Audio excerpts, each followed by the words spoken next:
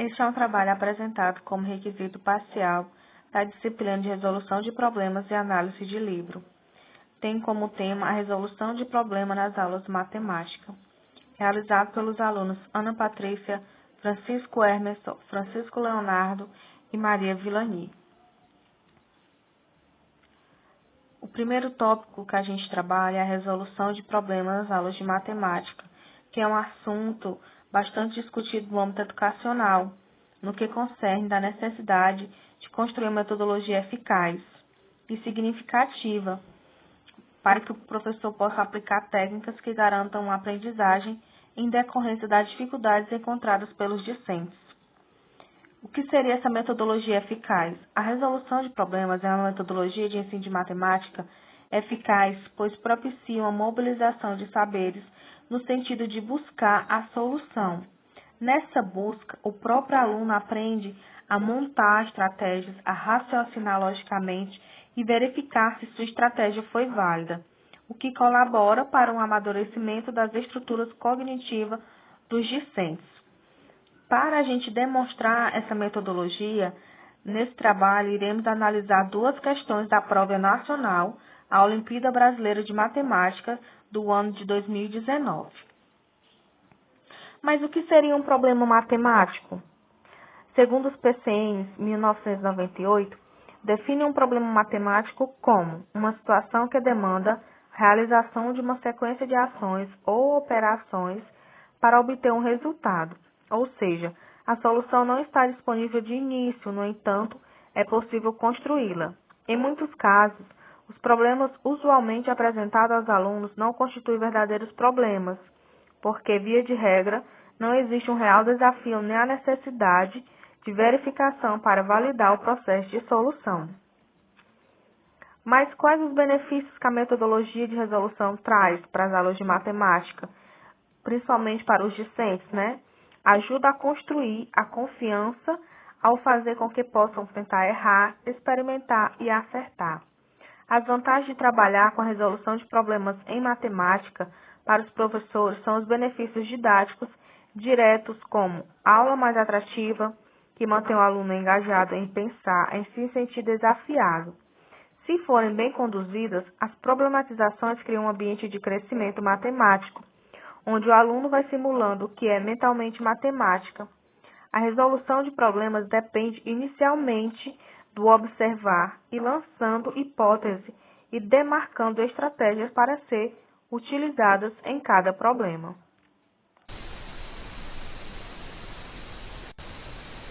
Metodologia. Na metodologia, a gente já tinha sido fomos orientados a escolher duas questões da Olimpíada Brasileira de Matemática do ano 2019 e apresentar duas resoluções distintas. Então, problema 1. Então, a gente escolheu essa questão. Primeira questão que a gente escolheu. A escada da figura abaixo deve ser preenchida com números primos. Em cada linha ou coluna, o produto dos números deve ser igual ao número indicado pela seta. A coluna indicada por 294 já está preenchida. Qual é o número que deve ser escrito na casa marcada com asterisco? Então, essa é a pergunta. A gente observa a imagem, né? A gente já tem um exemplo aí preenchido, que é o nosso aluno. E a partir daí a gente vai traçar a estratégia. A gente observa que o 294 está decomposto em fatores. E a orientação que a questão nos dá é que tem que ser números primos. Né? A gente lembra, o aluno teria que lembrar o que são números primos. Primeira coisa que ele tem que fazer é decompor os números. Então, o primeiro passo. Então, seguindo aqueles passos lá de polir, né? Esse primeiro passo, a compreensão do problema, o aluno ia ler a questão, tentar compreender. Então, a gente percebe que essa questão já de cara é desafiadora, que é uma das características da metodologia de resolução de problema. O segundo passo é a elaboração de um plano de solução, o terceiro a execução e o último a verificação. Então vamos lá ao passo 1. Passo 1, decompor os números em fatores primos, né? Que é fatoração. Então a gente prega o primeiro número, 462. A gente percebe que é terminado em 2, terminado no número par. Então o primeiro que a gente aprendeu, né? divide por 2. Mas lembrando que a ordem dos fatores não altera os produtos. Então aqui poderia começar com qualquer número desde que seja desse uma divisão exata. Então daí o 231. 31 é um número ímpar, né? Então não dá para dividir por 2. Então vai dar para dividir por 3. 231 por 3, 77. Né? 77 também é um número ímpar. Então vamos dividir por 7. Deu 11. 11 dividido por 11, 1. Então aqui temos os fatores. 2 vezes 3, vezes 7, vezes 11. A gente observa que todos são primos, que é o quesito lá que a questão exige. Então a gente temos aqui todos os números já decompostos, né? 462, 150, 495 e 84. Então vamos agora colocar os números na imagem e encontrar o asterisco, seguindo todos os passos. Então a gente começa com 462 e o 150, né? Observando a interseção desses dois números. Então a gente observa que o único fator comum entre os dois, a gente tem dois números, né? É o 2 e o 3.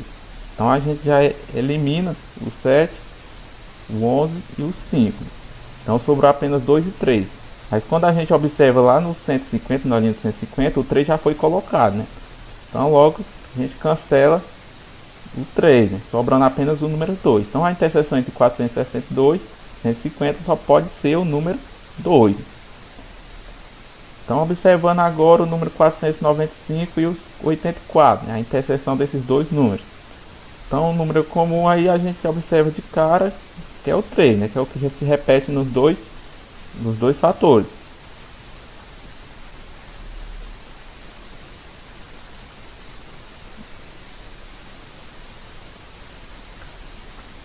Agora a gente vai observar o 462 e o 84, né?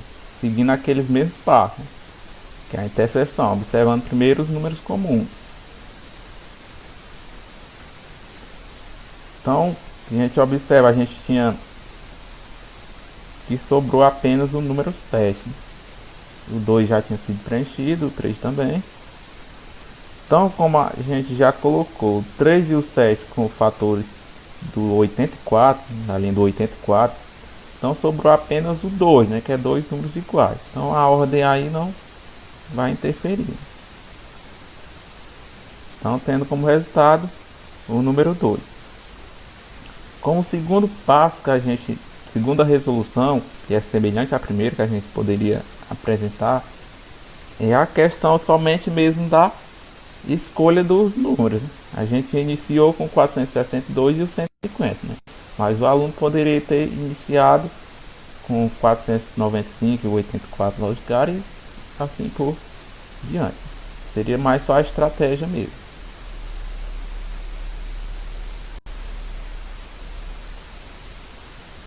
Olá, meu nome é Emerson e agora eu vou falar sobre o outro problema que nós utilizamos na metodologia do nosso artigo, que é um problema da UBMEP, como o nome já sabe, e ele consiste no seguinte enunciado: observe a sequência de figuras abaixo, todas elas com a fórmula da letra Y, seguindo este padrão, quantas bolinhas terá a 15ª figura? Aí nós temos as alternativas A, B, C, D e E e esta figura, certo? Bem, o primeiro método de resolução que nós utilizamos para resolver esse problema foi o seguinte: nós observamos cada figura e notamos que a primeira figura tem 5 bolinhas, certo? A segunda tem 8 bolinhas, ou seja, ela é a soma da primeira, mais 3 bolinhas foram adicionadas a ela, que estão pintadas de vermelho aqui. E na terceira figura tem 11 bolinhas, ou seja, tem 8, que será a quantidade anterior da figura 2, mais 3. E também pode ser também dito que é o valor da primeira figura, né, mais 3 da segunda e mais 3 da terceira, que pode ser escrito como 5 mais 2 vezes 3. Assim, considerando que isso vai se repetir para todas as figuras, justamente por causa do padrão que tem dito no enunciado, nós deduzimos que na 15ª figura vai ter n bolinhas, que vai ser igual a n mais 3, certo? E 14 mais 3, que pode ser reescrito como n1 mais 13 vezes 3, mais 3 ainda, que pode ser reescrito como 5 mais, abre parêntese, 14 vezes 3, e o resultado vai dar 47, ou seja, 47 bolinhas. Na segunda questão, nós utilizamos para resolver esse problema, por ser uma sequência, do tipo, utilizamos a estrutura da PA, pois a gente denota que essa sequência dessas figuras vai toda vida adicionando 3. Cada termo é adicionado mais 3 ao número anterior. Desse modo, a gente utilizou essa equação, a n é igual a n1 mais n menos 1r, certo? Em que o AN é o termo que a gente deseja, o A1 é o primeiro termo, que no caso vai ser o número de bolinhas da figura 1. O N vai ser a posição em que o nosso AN vai estar, no caso é o 15º, que vai ser 15. Menos 1 é da fórmula e o R é a razão entre dois termos, certo? Aqui nós temos o A1, que vai ser 5, o N no caso vai ser 15, o A15 vai ser o que a gente vai buscar, e o R, como eu tinha falado, ele é a subtração de termos consecutivos, o maior menos o menor. Aí no caso eu utilizei o A2, que são 8, menos o A1, que é 5, que resulta em 13, ou seja, a razão é 3, como já havia mencionado. Dessa forma, aplicando a fórmula, A15 é igual a N, A1, mais N menos 1R. Substituindo, nós temos a A15 é igual a 5 mais 15 menos 1 vezes 3. A15 é igual a 5 mais 14 vezes 3. A15 é igual a 5 mais 42. Ou seja, o resultado vai ser 47, o mesmo resultado que encontramos anteriormente. Obrigado. Eu passo a palavra agora para o próximo. Podemos ter como conclusão uma visão da matemática que tem, em sua totalidade, as problemáticas de exercícios e as aplicações, a fim de serem utilizadas no âmbito social, em todos os aspectos. A questão financeira precisa da análise matemática, a culinária, a engenharia, a arquitetura, enfim, vários aspectos que dependem e confiam nas precisões dessas resoluções.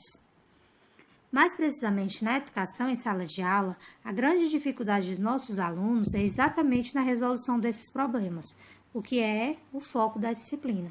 E trabalhar os passos detalhados dos processos de resolução tendem a facilitar a compreensão do problema e desenvolver a aprendizagem do conteúdo concreto. Como acompanhamos ao decorrer deste arquivo e dessa apresentação, a resolução pode se tornar clara e objetiva, e o seu processo pode tomar hipóteses e planos diferentes, mas ainda assim vai chegar ao mesmo resultado, sendo ele correto, Por meio da situação problema, assim como mostra a nossa imagem, a investigação seguida do projeto estratégico, da realização desse projeto e a avaliação do resultado. Saber se ele é um resultado que condiz ou se eu vou precisar de um novo projeto estratégico. Todo esse processo são pensamentos que tendem a ser desenvolvidos por cada aluno de forma cuidadosa e incentivadora por parte do professor. Nesse processo de aprendizagem serão consideradas as capacidades desenvolvidas de percepção e da estratégia, e os planos para desempenhar os exercícios, e não de forma exata os cálculos. não vai ser só os meus cálculos que eu vou analisar em tudo isso, mas vem lá no todo o processo de aprendizagem, a capacidade de desenvolver, né, a percepção, os planos, as hipóteses, todos esses aspectos. Assim, né, por fim, nós teremos uma didática, teremos uma forma de avaliar os conteúdos na disciplina de uma forma diferente e considerando todos os aspectos dos processos e análise de resolução de problemas. É isso.